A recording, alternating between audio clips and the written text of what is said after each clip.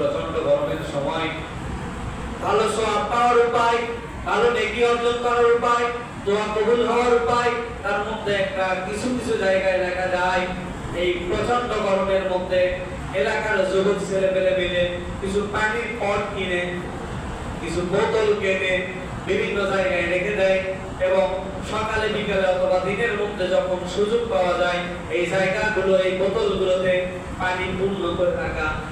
প্রচন্ড গরমের কারণে যেখানে পিপাসায় কাতর হয়ে যাচ্ছে বিভিন্ন প্রাণী, কোন ওখানে এসে কোন প্রাণী যদি খাবার খায়, আল্লাহ রাসূল একটা হাদিসের মধ্যে বলেন, যদি কোনো মানুষ একটা বৃক্ষরোপণ করে গাছ লাগায়, সেটা ফলের গাছ হোক অথবা ফলের গাছ না হোক, ওখানে যদি ওই ডালের উপর যদি কোনো পাখি এসে বসে, ওই গাছের নিচে যদি কোনো পশু পাখি বিশ্রাম গ্রহণ করে, ওই গাছের উপর যদি কোনো পাখি বাসা করে ওই গাছের ছায়ায় যদি কোনো মানুষ আশ্রয় গ্রহণ করে, আল্লাহ রাব্বুল আলামিন প্রত্যেকটা পাখি বসার বিনিময়ে, প্রত্যেকটা মানুষ বিশ্রাম নেওয়ার বিনিময়ে, প্রত্যেকটা প্রাণী ওখান থেকে উপকার ভোগ করার বিনিময়ে প্রত্যেকবার একটা করে সাদকা করার সওয়াব আল্লাহ রাব্বুল আলামিন তার আমলনামায় দিয়ে দিবে। বলুন সুবহানাল্লাহ।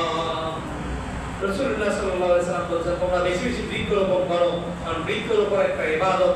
এমনকি বৃক্ষরোপণের গুরুত্ব দিতে গিয়ে রাসূলুল্লাহ বলেন, কিয়ামত হয়ে যাচ্ছে আর তোমার হাতে একটা চারা গাছ অথবা একটা বীজ আছে, দেখছো কিয়ামত হয়ে যাচ্ছে, তারপরেও ওই বীজটা লাগায় দাও, অথবা ওই তোমার হাতে যে চারা গাছটা রয়েছে তারপরে ওই চারা গাছটা লাগায় দাও। এই যে জলবায়ু পরিবর্তন হচ্ছে, এই সময়ে প্রচন্ড গরম কেন হচ্ছে? কারণ আমরা গাছ একের পর এক গাছগুলো নিধন করে দিচ্ছি, গাছগুলো কেটে দিচ্ছি।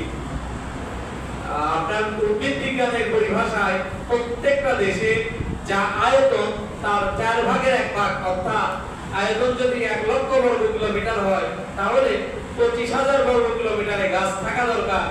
তাহলে জলবায়ুটা স্বাভাবিক থাকবে, তাপমাত্রাটা স্বাভাবিক থাকবে, এত গরম থাকবে না।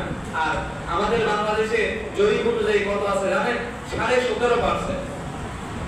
25% থাকার কথা গাছ, সেখানে আছে 17.5%, যার কারণে যার ফলশ্রুতিতে জলবায়ুর এই অবস্থা হচ্ছে।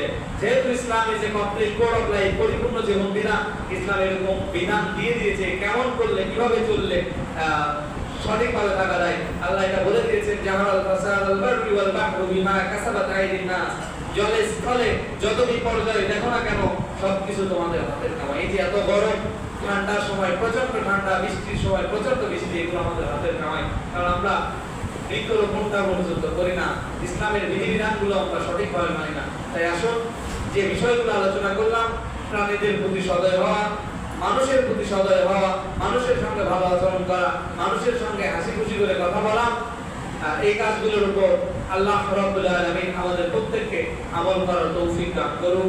সকলে বলে আমিন। যারা সুন্নাত